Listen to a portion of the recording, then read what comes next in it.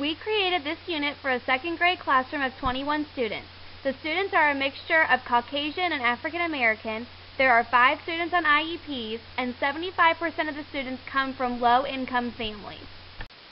We believe social studies is often overlooked in the lower elementary grades due to a high emphasis on math and literacy. We created this unit as a way to integrate social studies with literacy and bring in speaking and listening skills as well. We've used activities such as anticipation guides, KWL charts, and vocabulary wheels as a way to help monitor student growth throughout the unit and learn key vocabulary terms in an engaging way. We will use literature to help teach our students about using symbols to locate places and ask or answer questions about a map. We will also discuss with our students how to identify the main idea and purpose of each text, as they all will work together to make our unit on mapping complete. At the end of our unit, our students will be asked to write an explanatory piece about the purpose of the map they created. With speaking and listening being an important part of Common Core, we will ask our students to collaborate with one another at different points throughout our unit. Our students will also be required to present their maps and explanatory piece to their peers and answer questions about the map they created. The rest of the class will be expected to be respectful listeners and expand their knowledge of maps through their classmates' presentations. At the end of our unit, it is our goal that our students can read and create a map, ask and answer questions about maps, and be able to talk about a map and its purpose, and listen attentively while others are speaking. Some of our students require a lot of support, and others much less. In order to make sure that we meet all of our students' needs as well as use our instructional time wisely, we used a mixture of whole group, small group, and one-on-one instruction in this unit. One of the lessons of our unit is the students will create their own maps. So the goal is that students will draw a map of the place of their choice, label the map with the correct symbols, and then present that map to their peers. And they will also write an explanatory piece about the importance of map and the use of their particular map while asking and answering questions about specific maps. Our lesson objectives consist of 2 social studies standards, which is using maps to locate and identify places and using their symbols to interpret and answer questions, 2 writing standards, and 2 speaking and listening standards to get students to work collaboratively together and to be able to ask and answer questions about a text.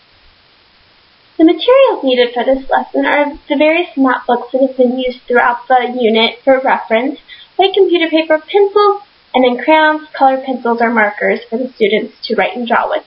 And the activities for this lesson are that students will be designing their own maps with discussion in partner groups. So we'll put them together in a group with another student so they can talk about what they want to create their map of and the importance of it. And then when they're finished, they will write an explanatory essay of the importance of maps and why they drew their particular map. And students will then present their maps and essays to the entire class. We will use the student-created maps and their explanatory written pieces as an assessment tool to gauge students' learning of the unit. And the connection to the prior learning, our students have learned about the various aspects of maps throughout this unit and related vocabulary words, and they know what information should be included on maps. And for future learning, while this is the last lesson in the unit, students can apply this knowledge when they have future opportunities to work with maps. Formally, we will be using anticipation guides to assess students, and the anticipation guide consists of a series of statements about maps that students will answer at the beginning of the unit, and then after reading our books on maps the first day, students will revisit the anticipation guide and re-answer those questions so that we can assess their comprehension. We will also have an independent practice worksheet that will consist of a map, and students will answer questions about that map, and then also we will have the student-created map and the explanatory writing of a map that we used in the lesson that we described.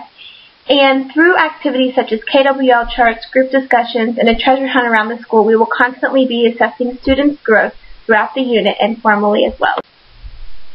To differentiate for student needs, we will have the books available that we have read aloud throughout the unit. The students can go back and revisit the text if needed, and then opportunities for small groups or one-on-one to meet with those students who are struggling to help bring that clarity and meaning to the text for them. For the writing aspect, we will help, and once again in small groups or one-on-one, meet with students who are struggling with the writing process and help them in that aspect and to create their written explanatory piece. And the speaking aspect, for those students who might be a little more shy to get up in front of their peers, just having that teacher presence to encourage and help support the speaker, maybe proximity standing a little bit closer to them, and also appropriately questioning about their math, either by just a single classmate asking them a question or pulling the student off to the side and the teacher asking them questions one-on-one appropriately. In closing, we feel that by integrating social studies, reading, writing, speaking, and listening into one unit, our students are given several different opportunities to connect with the unit. And when giving our students a choice in the purpose of their math, it provides them with a real-world connection and a practical use for this skill currently as well as in the future.